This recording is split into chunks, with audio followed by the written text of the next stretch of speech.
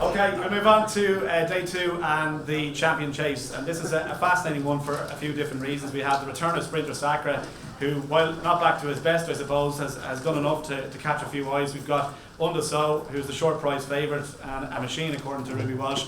Dodging Bullets, the champion from last year, and then obviously plenty more besides with a reasonable chance here.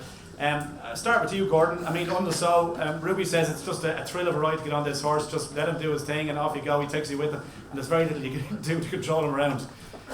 Yeah, for me it looks like formality. If he jumps around, he looks a certainty. But look, he has been on the ground twice. But I think with a clear round, he's an absolute size.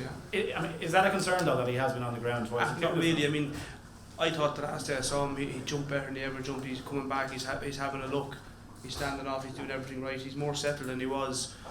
Probably a bit unlucky in that for somebody fell at the second last trappy fence. But I just like the champion hurdle. I think if you take him out, the rest of them are old timers, you know. Yeah, do I hear from one of the clerks of the course in Cheltenham say that they made a bit of an adjustment on the fences from last year? Did I pick that up right? I didn't hear, to be honest. I didn't hear. Right, okay, well I'll leave that one. So, Liam, in terms of Undeso, I mean, if he stays up, he wins. Seems to be the general consensus. Do you go along with that? Well, I do, of course, yeah. And if we were talking about the champion hurdle as being a matter of race, I think of all the divisions, the 2 mile chase division is really weak. And even with Sprinter Sacre back, even with Sardi Grugy, I mean, Dodging Bullets last year, I mean, I know it was a weak race last year. Yeah, well, you're hoping that Sprinter Sacre comes back to as good as he was, but is that possible? I don't know. And I must say, he looked much better this year, and he looked much better in the flesh as well. One day I saw him, and no doubt, he'll run a better race than he was running in the past couple of years, but it still has to be Undeso, I think. I mean, obviously, Ted Undeso, Ruby thinks so much of him, as does Willie. He's such a brilliant horse to watch as well. Yeah, as Gordon said, you're just anxious about the fact that he's been on the floor. He's had 7 runs over fences, he's been on the floor twice. Any reason why you think that is? He just gallops on. Yeah. He galloped on at Thurles, he ended up on the floor, and he galloped on at Leopardstown at the second last, and he ended up on the floor. I mean, he was very good at Ascot. He looked like he learned his lesson. If he's as good around Cheltenham as he was at Ascot, he'll be, as the lads say here, they're substandard horses behind him as champion chasers. So you don't believe that Sprinter Sacre's come back to anywhere near what he was, no? Not within Nass's roar. Yeah, okay. Yeah, that's what Nicky says. JJ, obviously, Size and Granite, are you going to be in for this one? Yeah, it was all system going for this. What kind of a chance would you give him? Would you have each way squeaks? I mean, obviously the favourite is so impressive. What do you think yourself? Yeah, well, funny enough, Undeso beat God's Own the Arca last year, and Size and Granite just beat God's Own in Aintree in the Grade 1. So, quietly the form ties in. Albeit Size and Granite has been disappointing this season. What happened over so at Leopardstown at Christmas? Maybe I think just the ground and the whole lot. He just got stuck in it. I was beat far too early.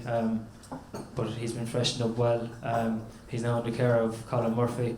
He did school around Leopardstown after the last meeting. Good order. With the speed that's on the race with the likes of Specialty Ara and Undeso, I don't think I'll be able to contend the pace early on in the race. So I think I'm going to be forced to ride around for a place. So at that price, he's definitely a massive each way bet. Okay, so I mean, seems how it's going to play out, Leon. That Undeso is just going to go out there, catch me if you can, and if he stays up, obviously he's the one to beat. I mean, is there anything that you think might be able to read him in a little bit? And even are we looking at the each way market here realistically? Well, I think if you're not an odds-on punter, you have to look each way. I think he was very good at Ascot. I was there that day. He was very clever at most of his fences, and I think he will win. So what's going to finish second and third? You heard what Johnny said there. He just beat God's Own at Aintree, so maybe Size and Granite. Felix Summer is an interesting one. Of the big he is. He won our race, the Boyle Sports Tide Cottage there at Punchestown in February. Now he didn't beat much, to be fair, that day. But he's won his 2 runs. I think he's only run twice this year, but he's won both of them. If he lines up in this race, I suppose at 16-1 he could run into a place. But that's all you're looking for, Hugh. You're trying to find something each way, because I think Undeso, he'll probably be in the doubles and the trebles on the first day, on the second day. But he'll be very hard to beat. He's 7-4 on now, and I think if you take out Tour, if he doesn't run in that race, Undeso will probably go shorter. Yeah. Yeah, it'll be interesting to see what the market is on the day. We're all in agreement then on the so. I think this is nice and short and sweet. Nothing else, Daniel.